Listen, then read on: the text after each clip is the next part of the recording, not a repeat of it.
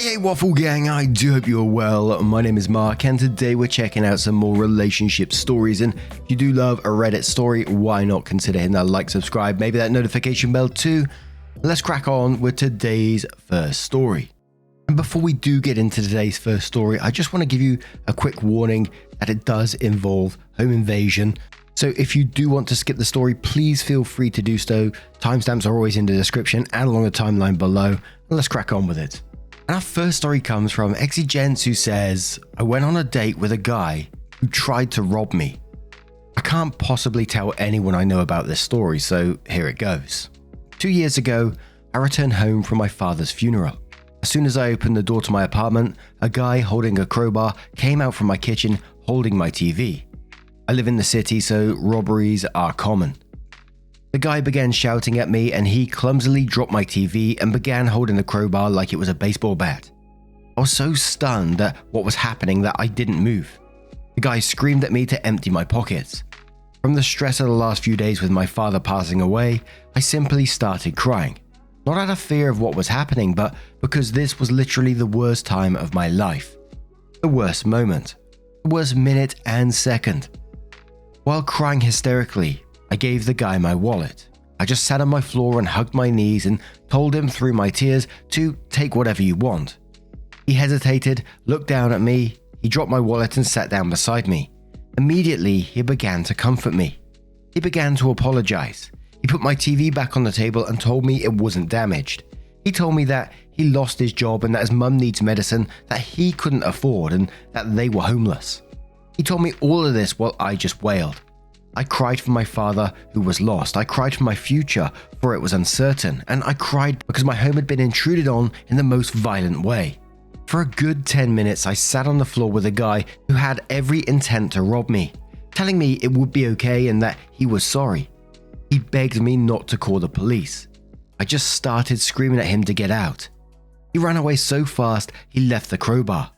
I threw it after him as he ran down the street. 2 days later, I came home from work and he was sitting in front of my door. I was so terrified that I pulled out my phone, but he had this look of his face of, I'm not sure how to describe it, remorse or regret. He told me that he told his mum what he did and his mum made me some soup. He handed me this tiny bowl wrapped in tinfoil. Again, I was stunned and overwhelmed and angry that I slapped the bowl out of his hands and it shattered on the floor. I told him to leave or I was calling the police. He left. I remember he looked upset. I left the soup and shattered bowl outside my door, almost as a warning for him to not come back. About 3 months after that, I got a note in my mail slot from the guy. He told me his mother had passed away and that he was no longer homeless and that he had a job. He wanted to repay me for breaking into my apartment. He wrote down his address and told me that I was welcome to break into his place if I wanted, but he didn't have much stuff. This all overwhelmed me. I threw away the letter, but I remembered his address. I remember walking by there one day and, out of curiosity, it was a ratty apartment building across the city. He was walking up to his room and he saw me. He waved. I turned away and left. He ran after me, apologized again, told me that he never meant to do what he did. He showed me the program from his mother's funeral that he kept in his wallet. He wasn't lying. She was real and he was real. He was a real person. I don't know what it was, but I believed him. We slowly began to grow together as people. I can't describe it. After a year of maintaining communication and learning about who he was, he enrolled in a local community college and began taking courses to earn credits before applying to university. I helped him study for his history class a lot. He's great at math and science though. I never invited him over to my apartment, however. No matter how much I got to know him, I was still afraid of him, and he knew that. He knew that I couldn't trust him. But tonight, we went out for coffee because he said he had an exam in World Civ class. When I got there, he said he forgot his book. We just talked for a bit, we laughed, and then he told me he wanted to cook for me. On a whim, I decided to invite him over to my apartment. After picking up some things from the grocery store, he came over. I was so nervous that I was shaking. He noticed, he squeezed my hand, and then he made dinner. It was amazing. We talked, we laughed, we sat on the floor and watched a movie on the TV. He tried to steal. We made jokes about it, and then he told me that he missed his mum. I gave him a hug, then he left. I don't know what I feel, but I do know that I can't give up on people anymore. Some people just have the shit end of life. Maybe things have a way of working themselves out. And I miss my dad too.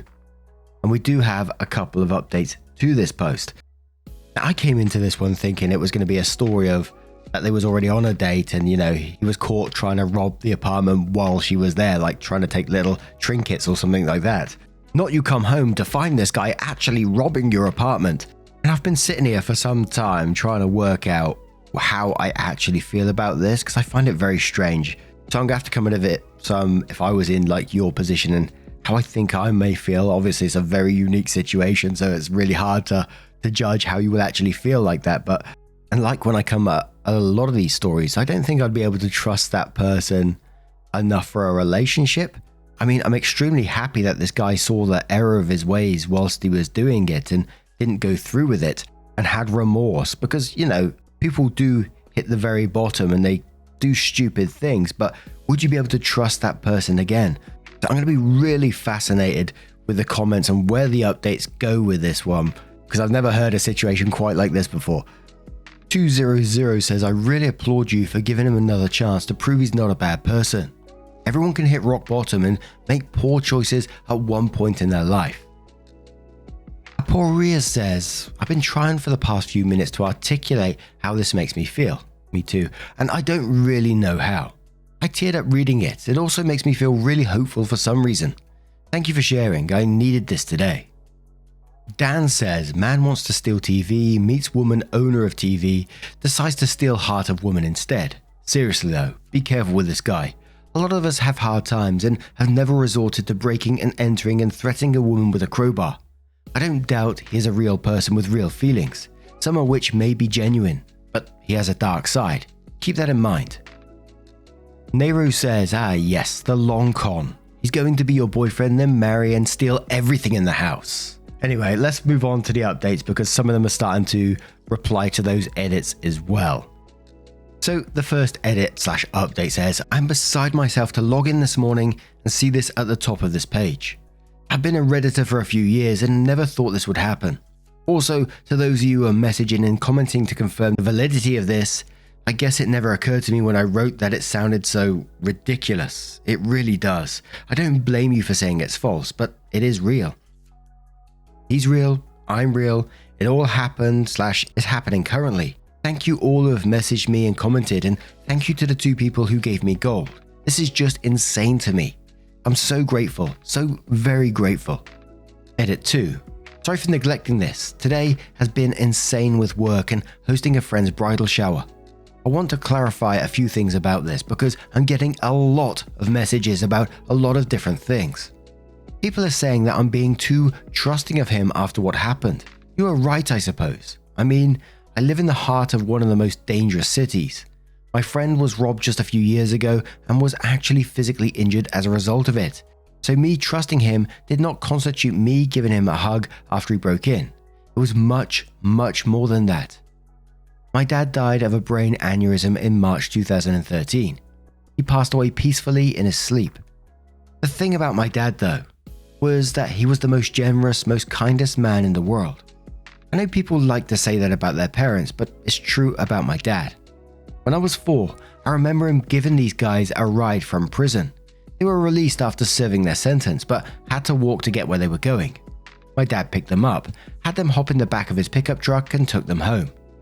He put his life and basically mine at the hands of these people who could have hurt us. They didn't, thank God. My dad taught me to be selfless and understanding of the world and of people, and I loved him for that, but when I lost him, it shattered me and turned me into an entirely different person. After my dad died, I became severely depressed and angry. I was angry at everything. I had to take a leave from my job. I teach 2nd grade. All day, I would lay in bed and think about how much I hated God or whatever higher power for taking my dad away. Nothing seemed worth it. After the guy, my friend, broke into my apartment, I hated him for a while. I hated my dad for making me so trusting because I didn't call the cops on the guy. I hated my dad for dying. I hated him for being so incredibly compassionate and better than me. I hated myself for being vulnerable. I just hated everything. The guy who tried to rob me is a person, and of course, I constantly ask myself when I'm with him, What happens if he tries to hurt me or robs me again? But the thing about him is that he knows I'm thinking this and he constantly tries to reassure me.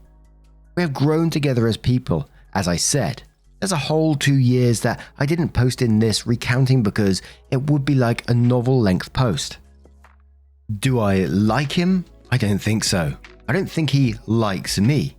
I think we both understand, respect, and honor the other for our mutual struggles. We're proud of each other and we're both guilty of things. Me for shutting out my friends, family, and students and becoming an awful person after I lost my dad, and him for going to incredible lengths to try and save his mother from experiencing incredible agony in her final moments. I intend to show him this post. I want him to know. He doesn't have a computer or internet, but I think he'll find this humorous. His story is not mine to tell. How his mother died is not my story to tell. What exactly drove him to pry open my front door with a crowbar is not for me to tell. What happened to his family is not for me to tell. But what is for me to tell is that he is a human.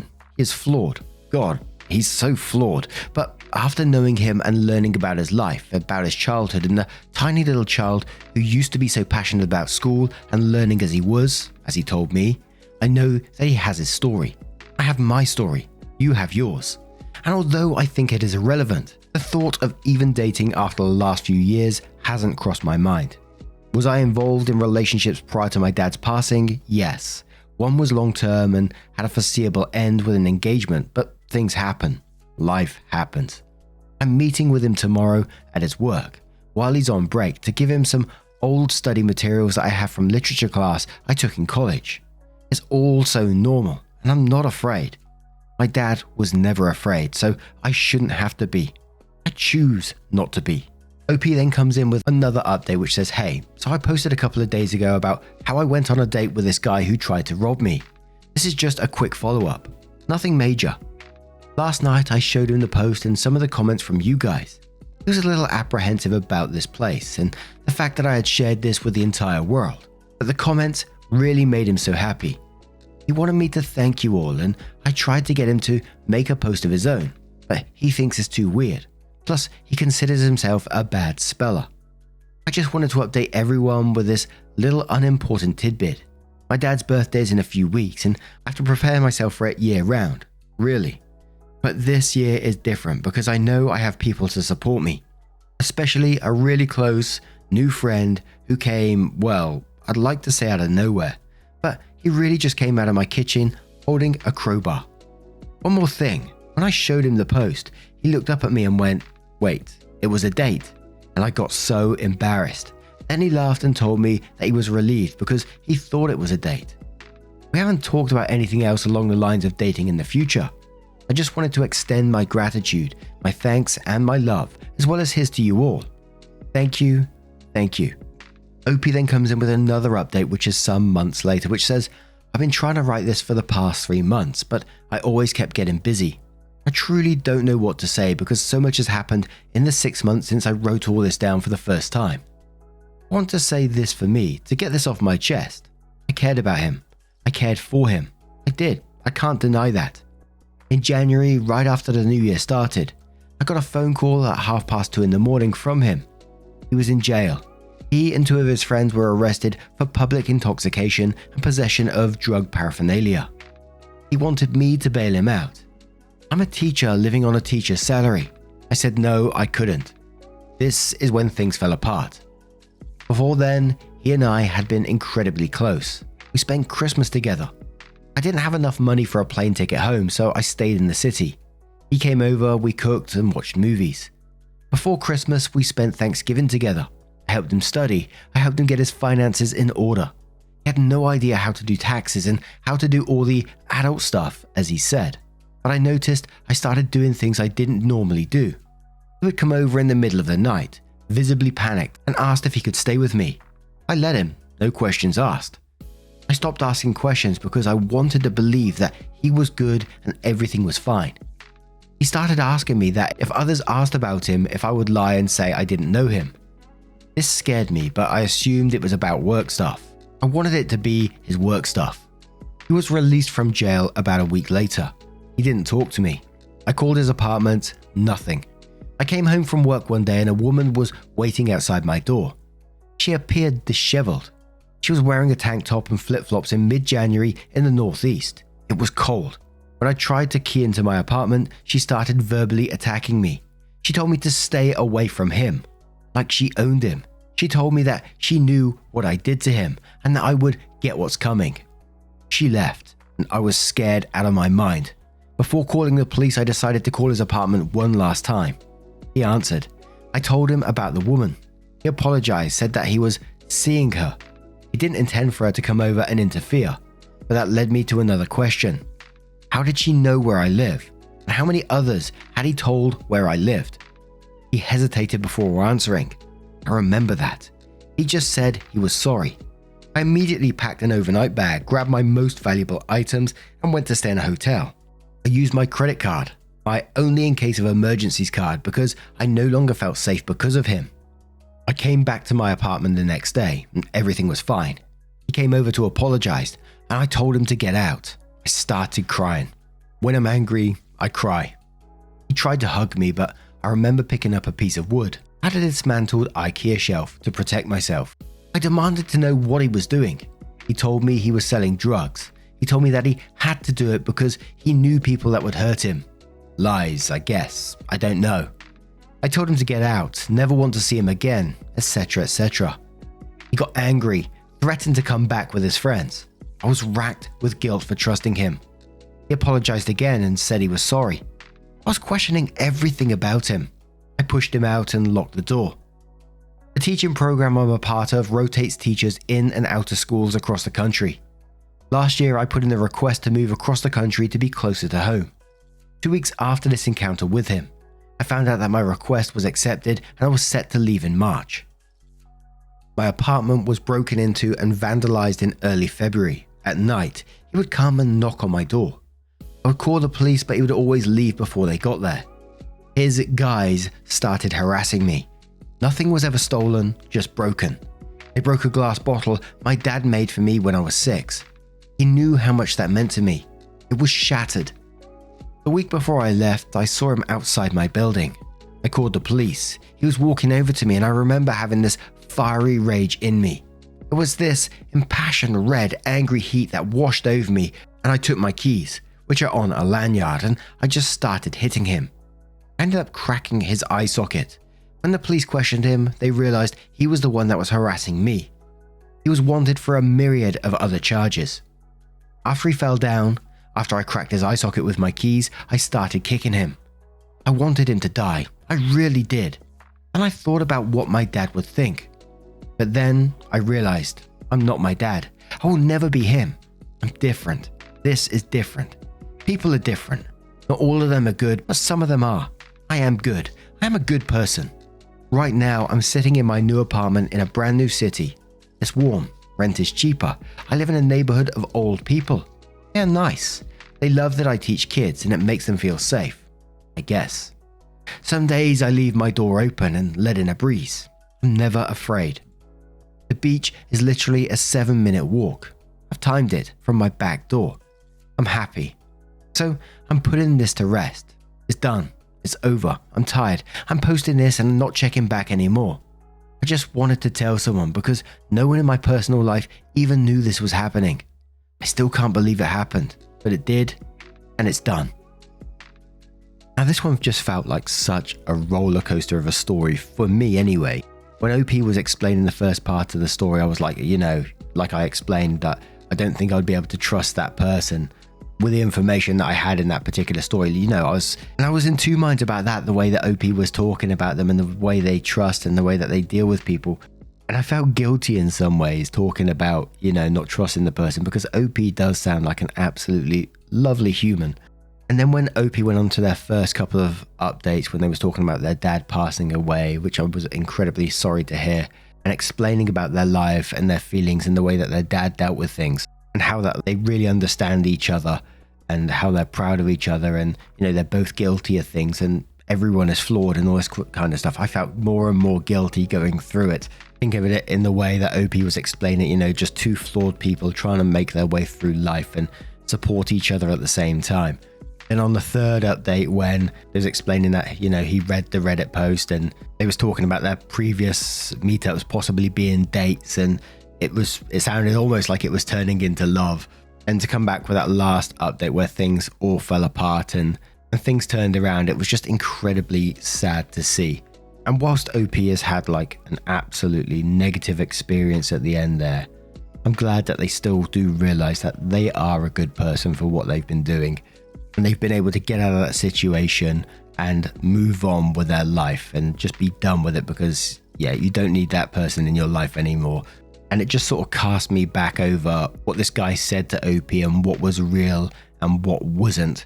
They've proven themselves in the end to be untrustworthy. So it'd be really interesting to know what was real in the end. But I'm just so incredibly sorry for OP that it did end this way. What do you guys make of this one? What would you say to OP? Let us know your thoughts down in the comments below. And just a huge thank you from the bottom of my heart for getting involved in today's stories. Your love, support and time always means the absolute world to me. So thank you so much for being involved, and hopefully I will see you in the next one. Take care and much love.